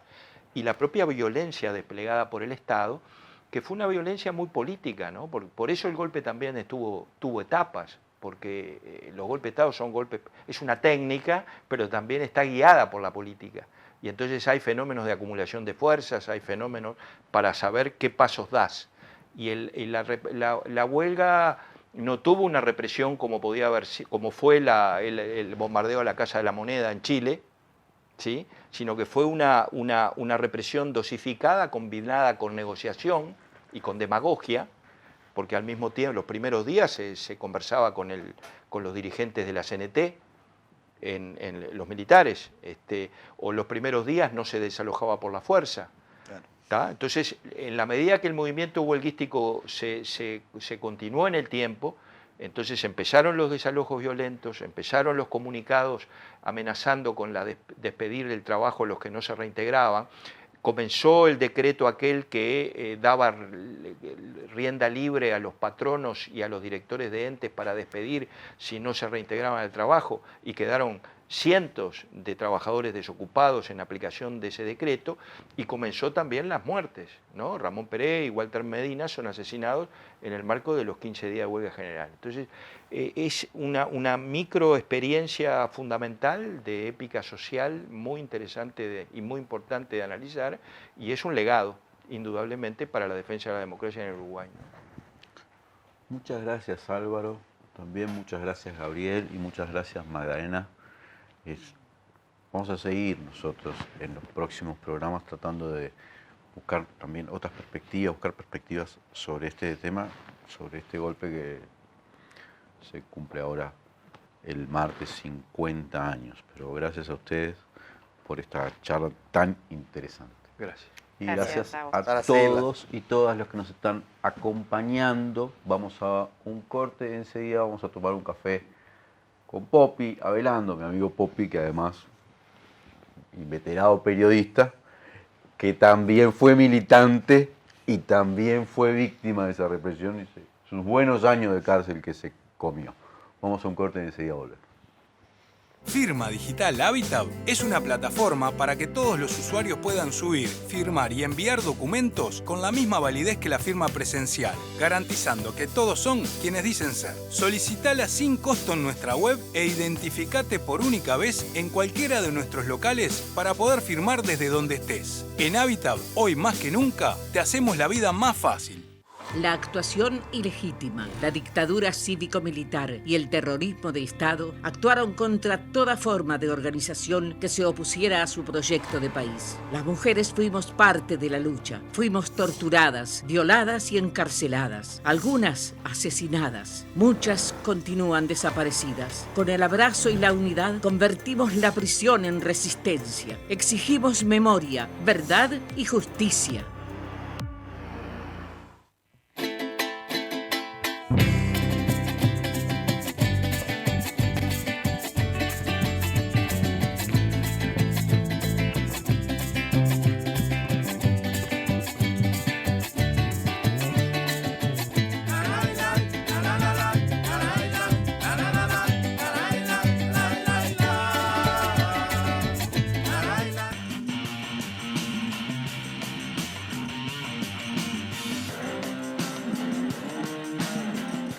Volvemos con Legítima Defensa, segunda dosis. Gracias a todos y todas los que nos acompañan. Pongan likes, porque hay mucha gente viendo y hay que poner muchos likes. Que es la forma que tiene después esto de que cada vez nos conozca más gente, aunque nos ve mucha gente. Siempre queremos que nos vea más gente. ¿Cómo estás, Poppy? Bien, bien. ¿Cómo estuvo esa excursión? Ah, espectacular. Sí. Fuimos a Villa Soriano, primera población. El muelle estaba muy lindo, ¿no? Ah, precioso. Yo no conocía Villa Soriano. Después fuimos a Mercedes. ¿La casa de Galarza sigue? ¿Media derrumbada? ¿En Villa Soriano? Sí. Sí. ¿Está hecha pomada? Que no sé, porque yo entré a una que es como un museíto, y no sé si no era esa de los Galarza. Está frente a la plaza ahí. Y después estuve... No, es que ahí en Villa Soriano, lindísimo, ¿sí? Después fuimos a Mercedes, te contaba. Qué rambla la de Mercedes, che. Sí. Es más ancha que la 9 de julio de Argentina. Sí. Qué rambla. Yo me quedo con la de Colonia.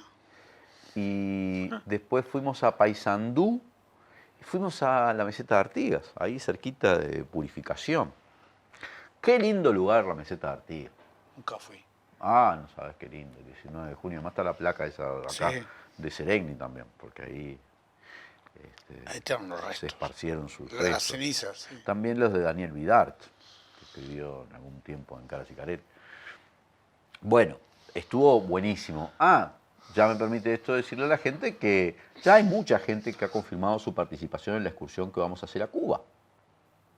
Que vamos a estar en el 1 de enero allá en La Habana, y después vamos a ir a Trinidad, a Varadero, un montón de días, va a estar buenísimo. Ya hay mucha gente que ha confirmado, pero por supuesto que puede confirmar mucha gente más. Yo les dejo el teléfono 092-982-986 para averiguar y para que te anotes, para instarlos a que se anoten, a que averigüen y se anoten, porque va a estar muy buena. Por suerte, recién va un mes desde que la largamos en el Teatro de Galpón, el 19 de junio, y ya confirmó un montón de gente, que ha superado incluso las expectativas que teníamos originalmente, pero bueno, buenísimo. Se ve que hay ganas de hacer este viaje con Legítima Defensa. Bueno, Popi, vamos a meternos un poco en bueno, el tema del agua es como el tema, ¿no? Es increíble lo del agua, Popi. Sí, además, ahora, viste que aconsejan tener cuidado con los baños y los vapores por el tetralometano. Pero además, o se le pidió al Ministerio de Salud Pública duplicar todo. Que aumente, que autorice niveles tan altos que la propia Facultad de Química dice, bueno, ya con esos niveles ni las personas sanas pueden tomar esa agua. Sí. No tienen plan, porque mirá lo que... De los anuncios del presidente, Popi, que recién se le ocurrió plantear que había una emergencia este lunes. El lunes pasado. Sí. En el feriado, el martes. Hasta ese momento, y eso que, mira que en octubre del año pasado habían declarado la emergencia agropecuaria, por tercer año consecutivo. Sí. O sea que con eso de la emergencia se liberan fondos con el cual se daban créditos importantes. Forraje. Y esto recién ahora se le ocurre. Y dice... Bueno, pero lo que pasa es que el área metropolitana es hostil. Bueno, pero los 2 millones de personas que viven en el área metropolitana, sobre todo Canelones y Montevideo, que justamente son donde gobierna la izquierda, entonces que le tienen bronca a la gente. Que es una especie de sanción. Pero mira esto que dice Lacalle, porque quiero hacer hincapié en esto. Van a hacer una conexión con el río San José, en 30 días. El miércoles salió un artículo en el diario El País donde, y por las averiguaciones que yo he hecho con ingenieros especialistas, es muy difícil que en 30 días se haga eso de 20 kilómetros de ducto, más toda la... Sí, además tienen que importarlo, ¿no? Que además parece, según dice el diario El País, que Brasil, que es el que te provee los ductos, solo te puede dar 1 kilómetro por semana. Y si son 20 kilómetros, a mí me da 20 semanas. Si tenés eso... Y 20 semanas no son 3 meses, son como... suponete que fueran más rápido. Por lo menos 3 meses te vas a demorar esto. Pero ¿sabes qué es lo que más me impresionó de eso? Que si demora 30 días, ¿por qué no lo hicieron hace 30 días? Popi, hace más de 30 días que estamos sin agua. Sí, claro. ¿Sabes por qué fue?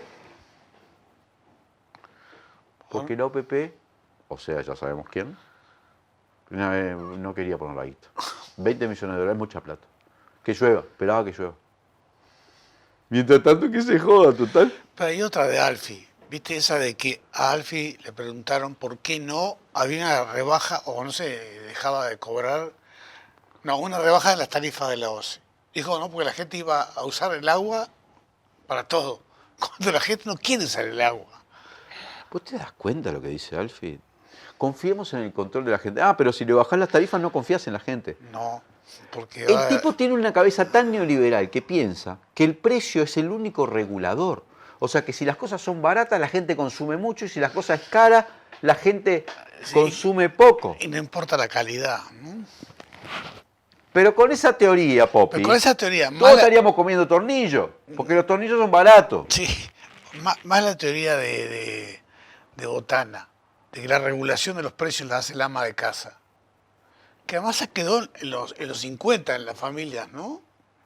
¿Y Botana? El ama de casa es la que manda la economía familiar, ¿no? Para Alfi son los precios y para Botana es el ama de casa. El ama de casa. O sea, no importa, cualquier monedita sirve, ¿no? Sí, pero además cuando hay precios tarifados en Uruguay, porque tenés la leche tarifada, ¿no? El boleto tarifado, eso acá.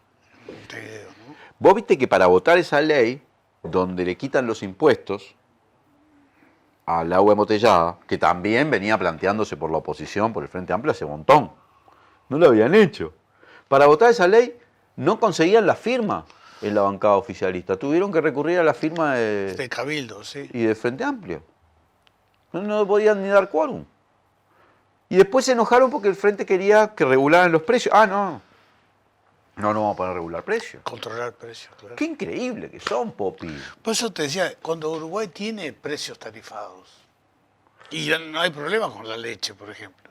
¿Qué problema hay? No, es que yo no los... Ay, Popi, son tan irresponsables. Pero ¿no? viste que Hace además lo que 45 días sin agua. Ya es un tema en los diarios del mundo, dice. Sí, lo leí en la Deutsche Welle. Y Deutsche Welle te dice Uruguay sin agua. Sí. Pero ayer no, el jueves en Macondo hay comentarios de gente que dice, ay, si esto nos pasara en Ciudad de México, mexicanos, ¿no? Donde hay 20 millones de personas sin agua. Yo pienso esto.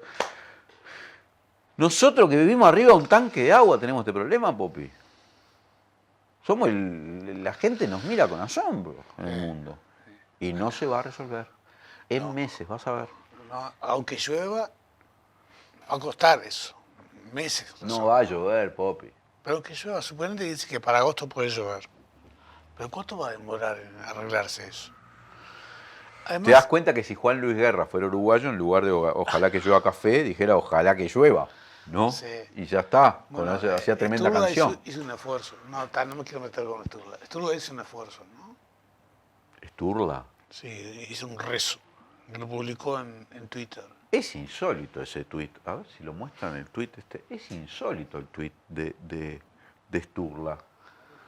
Dios nuestro, en quien vivimos, nos movemos y existimos, te pedimos que nos concedas la lluvia necesaria para que, ayudados por los bienes de la tierra, anhelemos con más confianza los bienes eternos. Virgen de los 33, Beato Jacinto Vera, ruega por nosotros. Y ese día salió el sol. Y el día de ese salió el Se ve el sol. Pobre. No joda. Sí, se despejó el cielo. Viste que Sturla no estuvo el otro día cuando fue el acto de las muchachas de abril. Y sin embargo había hecho una misa para los militares. Me acuerdo. Tremendo, Mirá, ahí lo tenemos. Le faltó el sol ahí. Y iba con la imagen esa, con la fotito esa del dibujito de las nubes lloviendo. Bueno, está, vamos a dejarlo, pobres ¿Pero por qué la imagen? Estamos en la época de los emojis. Y entonces. Pero que Dios lee emojis, Popi. Sí, yo qué sé. Está, yo qué sé. Que más tiene una marca de agua el emoji. O sea que lo robó de internet. Claro. No es un dibujito que hizo él. No sabe para dibujar. Y ahora saber de qué página de internet lo sacó. Agarró, puso nubes con agua. Lluvia, claro. Lluvia.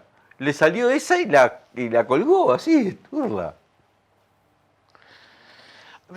Así a papa no va a llegar, Sturla. No, esto y lo del mono tití son las cosas más risueñas que han pasado, ¿no? Lo del mono tití, ¿viste las explicaciones de por qué no lo pueden atrapar? Oficiales, explicaciones oficiales.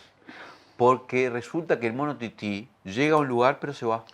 Sí, ¿Y qué esperás? ¿Que el mono te espere? Dice que están esperando que se establezca. Entonces, ¿sabes si el Ministerio de Vivienda le va a dar una vivienda? Entonces, cuando se meta a la vivienda... Si estuviese Irene Moreira, ya le había salido ya.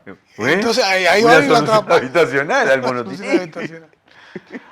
¿Dónde habrá salido ese mono tití? Porque además dice que no se le escapó a nadie. Es de contrabando ese, dice. Están enojados porque el mono no se va. Y además arrancó para el Antel Arena ahora, el barrio del Antel Arena. Capaz que fue a ver algún espectáculo ahí. Pero puede estaba ser. en Villa Española. De todos modos, ¿qué importa que haya un mono en él? ¿Por qué hay que atraparlo? Para preservarlo. Porque dice que, yo qué sé, no sé si puede vivir en la ciudad de árbol en árbol. Sí que sí, Popi. Si un día lo ven en Villa Española. Le pusieron una trampa al con otro una día manzana. lo ven en el Cerrito, al otro día en Pocito. ¿Viste? Muchacho. Le pusieron una trampa con una manzana y una banana. Parece que está subido en el 128 el tipo. Va por todos lados, Popi. El mono tití. El mono tití. No, pero antes de seguir con el mono tití. Se va a ir el mono tití, va a decir, acá no hay agua. Que Yo me voy a ir a un lugar le con pusieron agua. una manzana y una banana. Y la activación de la puerta que cayera, se la pusieron a la banana, a la manzana. El mono tití ha Se dicho. come la banana y se fue. No, había dicho, acá me quedo, acá estoy más cómodo que un 5-0, acá no me agarran más. Si le ponen la trampa a la manzana. No, otra cosa que volviendo al agua, que viste que otra cosa que resolvió la calle fue que hablaba él. Oh, sobre el agua. una tranquilidad bárbara, ¿no? Porque después que la vicepresidenta de OCE fue, dijo que dejaron de tomar Coca-Cola. La Coca-Cola. ¿No? No, estaba muy molesto en la calle con las reacciones, entonces ahora habla él. Sí, pero además cuando le preguntaron si tenía que ser autocrítica, que le preguntó uno del país, le preguntó si había que ser autocrítica por la tardanza de las medidas, no respondió. Dijo que ese bypass entre el arroyo San José o el río San José no se puede hacer antes porque faltaba agua. Entonces, pero no dijo, nos demoramos demasiado, no dijo nada de eso. No, pero no es por eso, es por la guita. Sí, sí. Es más, dijo, iba a llamar a la ministra de Economía porque claramente iba a haber que hacer erogaciones. O sea que lo que siempre le molestó fue oblar. Y sí, pero fíjate que ellos dicen que van a ahorrar 20 millones en la eliminación de los impuestos y 10, no me acuerdo por qué, 10 más. Porque además fíjate cuánta es la gente que está favorecida por el gobierno, que le entregan agua. Son 21.000 personas. Nadie. 2 millones son los que no estaban con este problema. Bueno, la Intendencia tenía conversado con la gente del BID, le dijeron, bueno, podría haber posibilidades de un préstamo no reembolsable, pero precisa es una autorización previa al Ministerio de Economía y Finanzas. Sí. Piden la autorización, no se la dan. Y además le dicen que ella no tiene potestad para eso, que eso es obra del gobierno. Bueno, pero ya venía conversando Monsecchi, ¿no? Y le dijeron, mire, hay esta posibilidad, pero necesita esta autorización previa. Todo necesita autorización del Está Ministerio. bien, pero no se la dan, Popi. Y no. Por un préstamo no reembolsable, es una donación. Popi. Sí, que ni siquiera aumenta la deuda, ¿no? No afectaba en nada. Y después cuando la Intendencia dice, estoy indignada porque me digan que no, salen a hacer una gestión ante el BID para decir, no hay un préstamo gestionándose. Y obvio no hay un préstamo gestionándose, Popi, si no habían autorizado. No, son conversaciones. Lo que pasa es que el BID entre apuntalar a COSE y apuntalar al gobierno... ¿Qué va a decir el BID? Va a apuntalar al gobierno, que va a apuntalar al COSE. ¿Qué va a decir el BID? Hubo una conversación donde se le dijo que podía haber posibilidades, pero precisaba autorización previa. No, si el gobierno dice que no, el BID dice no hay ningún préstamo. Por eso digo, ¿a quién va a respaldar? Pero es obvio. La verdad, que chiquitito, ¿no? Es chiquitito. Chiquitito, ¿eh? Porque si lo que querían era dejarla pegada a Carolina Cose, mejor hubiese sido que autorizaran, y estaban tan seguros de que no iba a haber, que autorizaran y que no hubiese préstamo. Pero no, si autorizaban, iba a haber ese préstamo no reembolsable, claramente. Y no la quieren dejar hacer nada. Sí, ya le hicieron el problema, ¿te acordás? Con el tema del fideicomiso. El fideicomiso. Y el otro día anduvo corriendo por ahí que a Arana ya le habían generado un obstáculo para sacar préstamos para el saneamiento en el gobierno de Sanguinetti. O sea, la lógica de impedir que pueda hacer, porque claro, tienen esa mirada como electoralista, dicen, no, porque si hace esto... Sí. Ya viene... Ya están en carrera, ¿no? Varios candidatos blancos también. Sí, viste que salió una encuesta de opción sobre los blancos y sobre el frente. Ahí está la del frente. Dice, Yamandú 49. Lidera la preferencia entre los frente amplistas, Yamandú Orsi con 49 y después 35 Carolina Cose, 7 Mario Vergara, 4 Andrés Lima.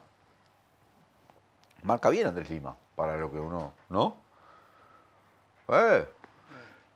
De todas maneras, no sé bien qué significa, muestra que Yamandú tiene preferencias, pero ojo, Sí, pero yo escuchaba... que la interna es la interna entre los que votan la interna. Sí, pero además escuchaba hoy, por ejemplo, que los números esos reflejan, se tomó antes que se hubiera más apoyo a Carolina Cose, como al Partido Comunista, y en cambio sí estaba el apoyo del MPP a Orsi. Es decir, todavía sin definir el escenario. No, va a ser parejo eso. Yo creo que es claro que Orsi tiene una mayoría, una preferencia mayoritaria hoy del electorado frente amplista potencial, pero va a ser parejo porque además la elección interna es un voto voluntario. Sí, claro. Entonces ahí, yo qué sé, si son los mismos porcentajes. Andrés, muy claros en el Partido Nacional, ¿no? 58. 56. O algo así tiene Álvaro Delgado. Sí. Y Rafo muy 18, atrás. sí. Muy de atrás Rafo. ¿No? Bueno, eso es parte de lo que está detrás de cada cosa, ¿no? La campaña electoral. ¿Qué es esto que salió en ámbito? ¿Vos sabés algo? Sí, la idea, eso del Frente Amplio, Sí. es un documento que, según mis fuentes, elaboró, y está en discusión en el FAC, elaboró Fernando Pereira, y que plantea recrear un poco lo que fue en el 2004. Acuérdate que el frente concurrió, que era Frente Amplio, Encuentro Progresista, Nueva Mayoría, que fue cuando el Nuevo Espacio con Michelini se alió con el Frente Amplio. Conformaron ese que era larguísimo de escribir, yo me acuerdo que tenía que escribir. PFANM, Sí. ¿no? Era larguísimo. Y ahora pretenden reeditarlo, que sería el Nueva Mayoría del Uruguay, que supone que no tendría un desprendimiento así o la incorporación de gente de partidos organizados, sino que habría la ampliación a gente, a referentes, de repente de partidos referentes, como ha habido en Canelones, que referentes locales se han ido tras la candidatura de Orsi, referentes locales del Partido Nacional, ¿no? Y del Partido Colorado.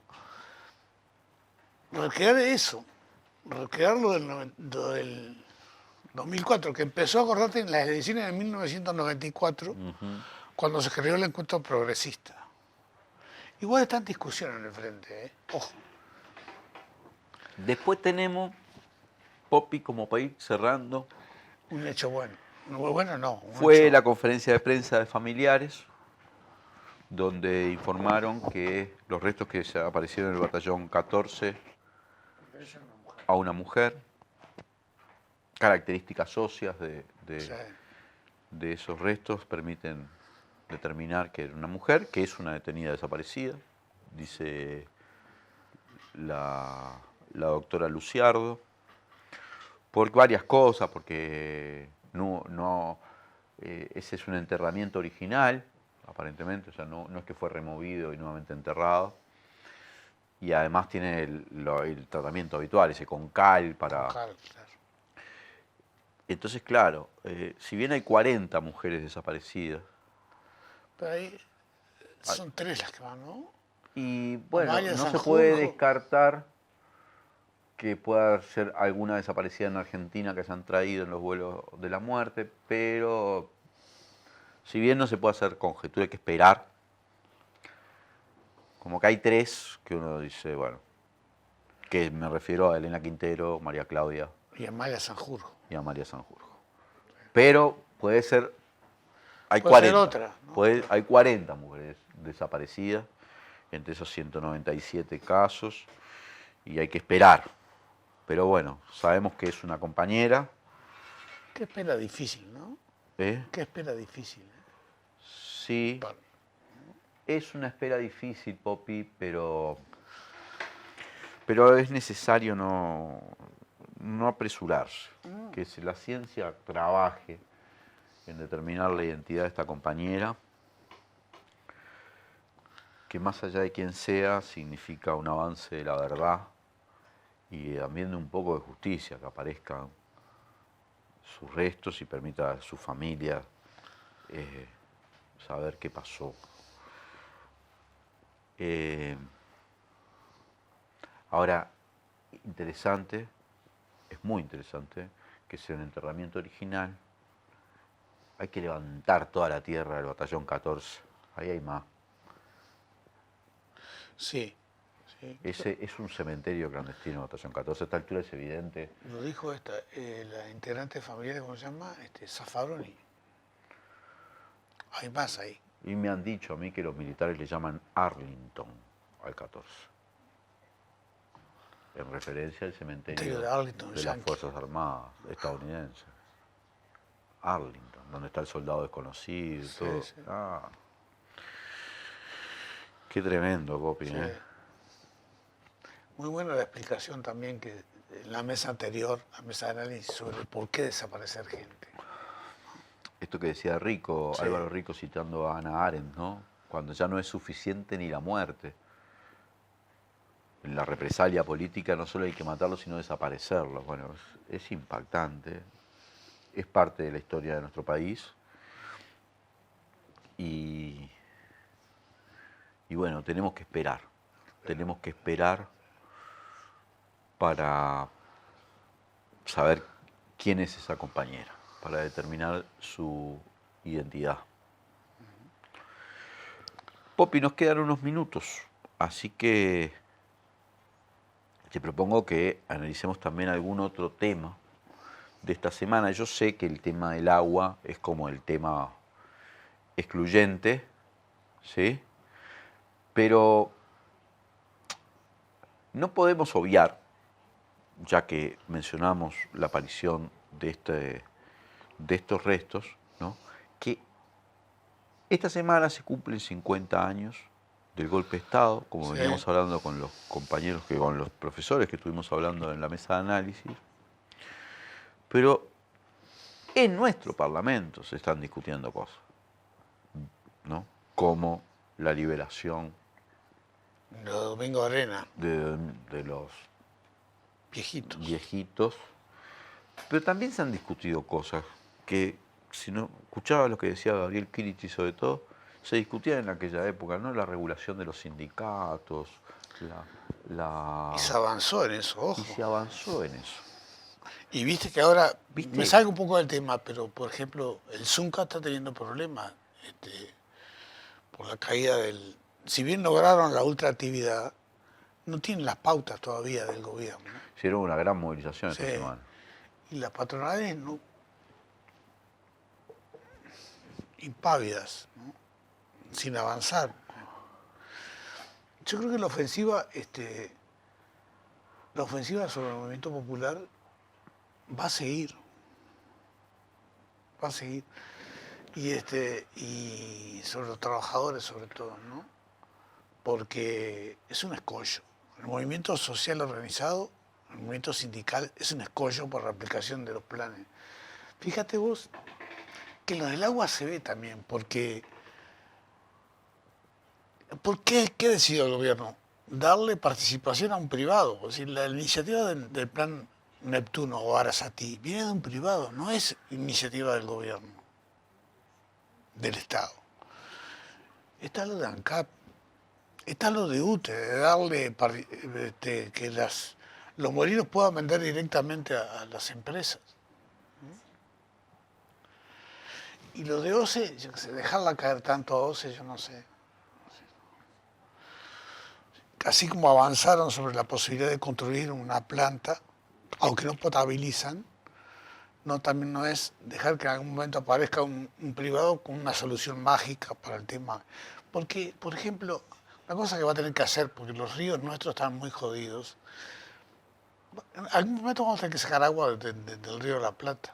Va a haber que desalinizar. ¿Quién va a hacer eso?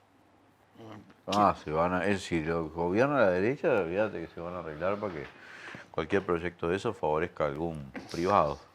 Pero quería hacerte mención de esto en el contexto de los 50 años, porque en el contexto de los 50 años del golpe de Estado, resulta que todavía en el Parlamento se discuten proyectos como regular los sindicatos, limitar los derechos a huelga o a movilizaciones como en el caso de la LUC. Me enteré que en el IPA, por ejemplo, fueron y sacaron toda la cartelería de los desaparecidos, se persigue a los gremios estudiantiles, se les saca el salón gremial a los estudiantes, por ejemplo en el IABA, se niegan a participar las máximas autoridades del país en el homenaje a las muchachas de abril ordenada por la Corte Interamericana de Derechos Humanos. Sucede todo esto 50 años después, ¿no? O sea, negacionismo, reivindicación, reiteración, ¿no? Es como Sí, pero Está ahí, ¿no? Está ahí. Pero lo que pasa es que es un conflicto de intereses siempre. Sí, pero hay una continuidad de las derechas. Por otros medios, ¿no? Pero hay una continuidad. Pero la continuidad es esa. ¿Sí? ¿Cuál es tu adversario o enemigo, como quieras decirle? Los que atentan contra tu plan estratégico. No, bueno, pero esa continuidad... Y hay que denunciarla, Popi. Sí, hay que denunciarla y va a llevar a más batallas pacíficas, ¿no? Pero va a llevar Esperemos que todo en el cauce democrático. Por suerte ahora estamos, se supone, consolidados en ese cauce. Pero es siempre bueno observar cómo algunas cosas se siguen dando, como para que no quede eso como una especie de interrupción ahistórica, sí, como algo que pasó fuera. Sí, que fue un rayo en el cielo sereno. Sí, no. Porque ni bien tienen la chance, van y avanzan. Sí. Bueno, Popi, nos quedamos sin tiempo. Bueno. Gracias a todos y todas los que nos han acompañado. Soy Leandro Grille y esto fue Legítima Defensa, segunda dosis.